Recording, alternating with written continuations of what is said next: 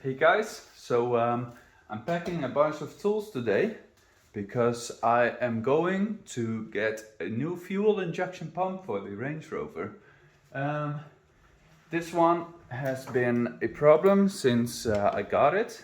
It was leaking a lot of diesel when it was running, and it was leaking from two different spots in the injection pump. And when I got to investigate it, I actually accidentally broke it. As you can see here, some previous owner has put a lot of liquid gasket onto this electrical connection, but I didn't really know it was electrical. It actually looked like a fuel pipe. So when I started looking in here, you can see it's all red in there, and that's no good. But there's one really small little wire that has been disconnected, and I just can't fix that in there. I can't solder it back on. So I'm actually going to the same place that I bought this Range Rover, and that guy has a few more of these diesels sitting around, and he's told me I can buy one of his pumps if I remove it myself. So I've packed a bunch of essential stuff. I'm going to take my general toolboxes as well, and then we'll take it off. So just follow me on this trip, and we'll see what we'll do. Right now, because of that little cable problem, a little wire problem, it actually doesn't run. So after the new pump is installed, it will actually run, and then I can troubleshoot the coolant system, see what's wrong with that, and then it will be drivable again. So then it might actually be ready for MOT. It hasn't been MOT'd since 2016, so it's really time for that. So yeah, an exciting day, a long day, quite boring too, to have to travel that far. It's about 5 hours to there and back. So, but that's nothing in Sweden.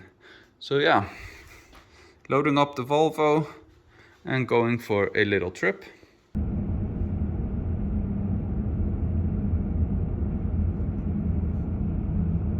Three hours later.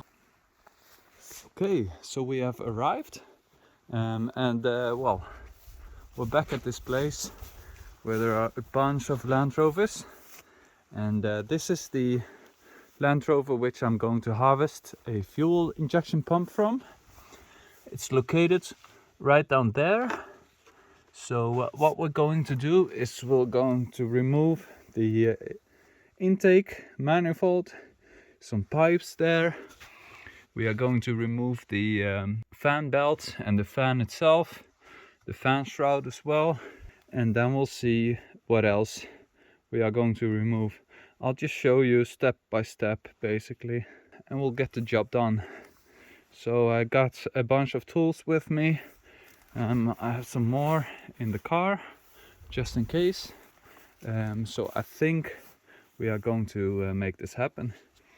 And in the worst case scenario, I'll just take the top part, which basically is the only part I need. So yeah, let's get on with it.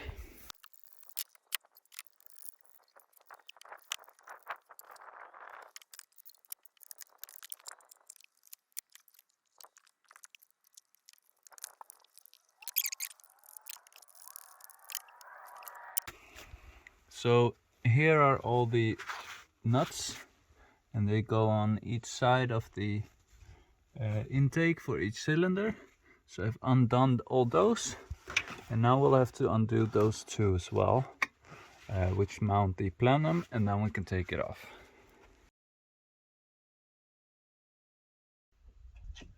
Now I'll just remove this intercooler pipe because it's just dangling in the way.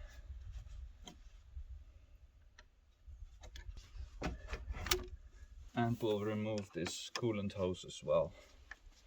Now expect some coolant to flow out if you have a used car.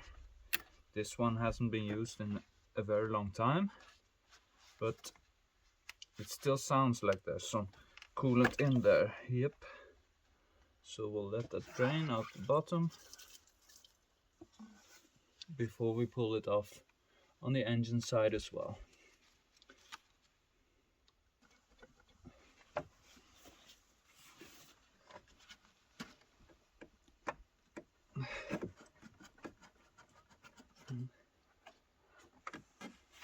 Okay, so with the intake off, it looks like this. And now you can see the fuel pump a bit better. What we're going to do now is remove this 10mm nut to get this wiring a bit looser. We'll take off some fuel lines, return lines, and then we will have to remove the fan because we have to be able to reach in there to screw the pump out.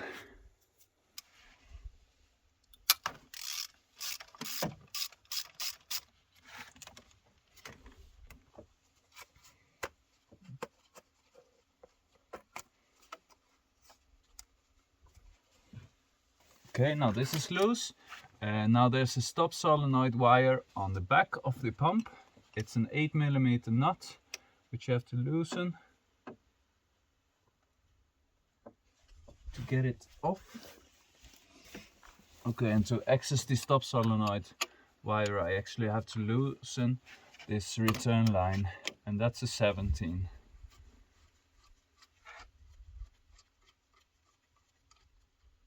Okay, and there are 2 copper washers on this, one on each side. And we'll take that off and put the washers and the nut back on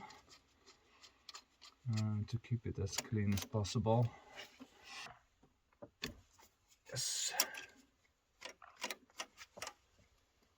Now we'll have to see about that fan. We'll have to take the fan and the shroud off simultaneously, and for that we'll actually have to loosen the coolant hose on this side as well.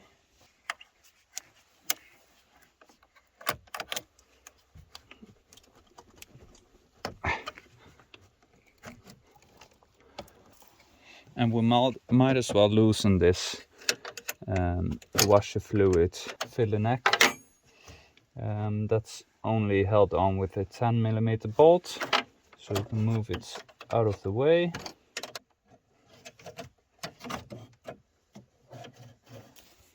Now we'll undo these clamps. You just stick a screwdriver under it and pull them up. And then you'll need a 32mm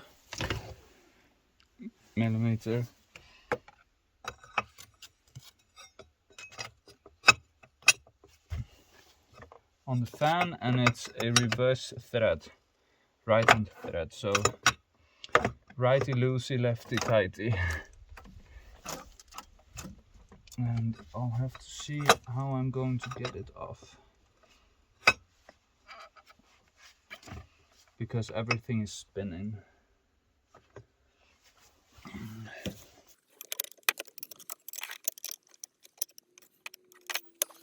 Okay, I really can't get the fan off. I don't have the proper tools to hold the water pump wheel in place, which the fan is mounted to. So I can't actually get enough power to get it off with this. But I've managed to get the fan shroud off, and now we are going to remove that cover, which is attached with a 17mm hex. So you put that in there and undo the cover.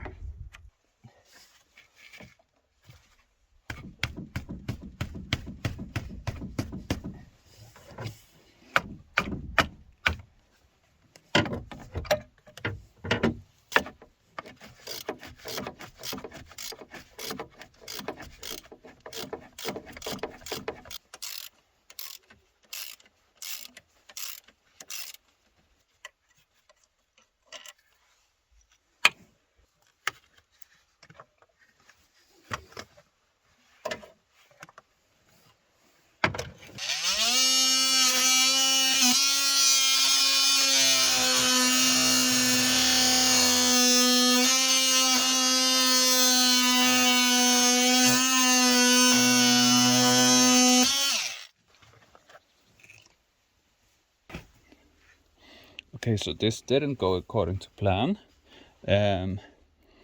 This is the belt tensioner for the auxiliary belt, and this cover is supposed to come off, screw out, and the rest of the assembly is supposed to stay in place. But I was going to harvest this tensioner anyways, so I'm taking it off. But now we'll have to see if my special tool still works to get the pump out. Okay, so here we have a special tool, and this is threaded on the inside, as you can see there, and then that goes a bolt inside. So the outside socket, this socket, you screw it into the timing chain casing onto the fuel pump sprocket, and that keeps it in place to keep the timing chain in place. And then you can use this bolt. As you can see, it pushes inside, and that pushes the whole fuel pump out. So let's undo this and screw it on, and then we'll put this big bolt back in and see if it actually works. So we'll put it in there and hope that it screws on. Yes, it does.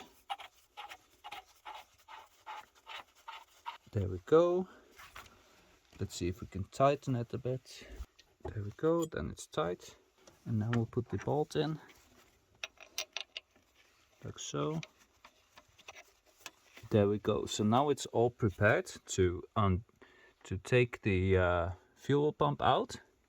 So now we'll have to do some preparations on the pump itself. Remove all the fuel lines, both from the head and from the pump itself. Remove this fuel line. I've already disconnected the electrical connection, but it goes on there, and it just is positioned like that. You unscrew it to the left and pull it off. On the back here we had the stop solenoid wire. It's already disconnected. So now we'll have to undo all those, and then we can undo the nuts that hold the pump in place on this side.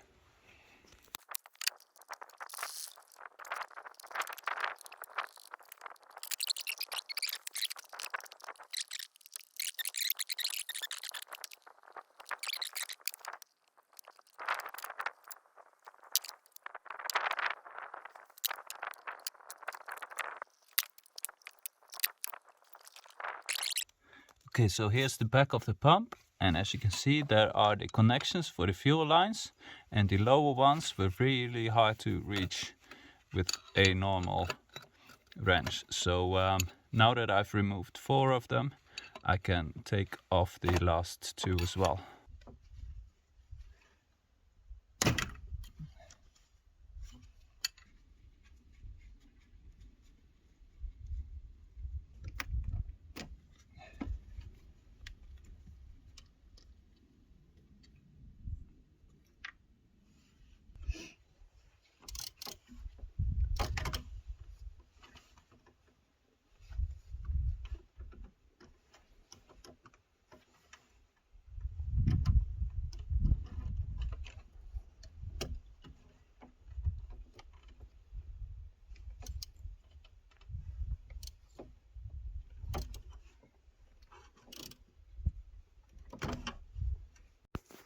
Okay, so I couldn't get the pump out.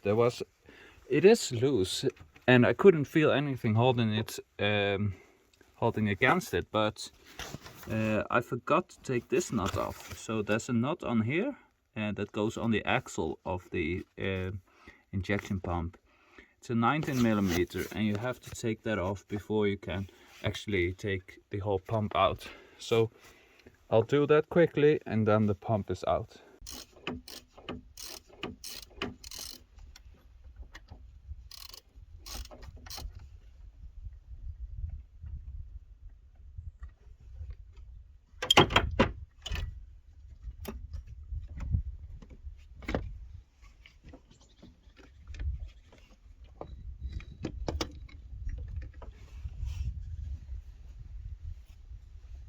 Okay, so there we have it, finally.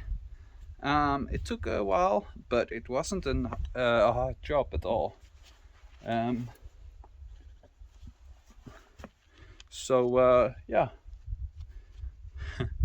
nicely done. I had some problems.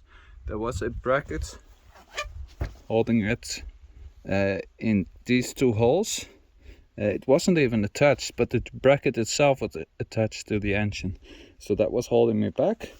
And then I forgot to take off this nut, so I couldn't actually get it off.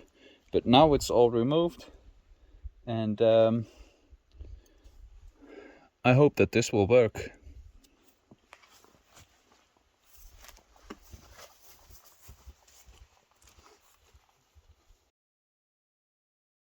What I'm going to do now is I've only taken the top part off, so the rest of the pump is still mounted to the vehicle and still timed. So what we are going to do is we are going to take the top part of this one off, as much as we took off here, and then we'll put that top part onto the engine there, and then it's supposed to run again.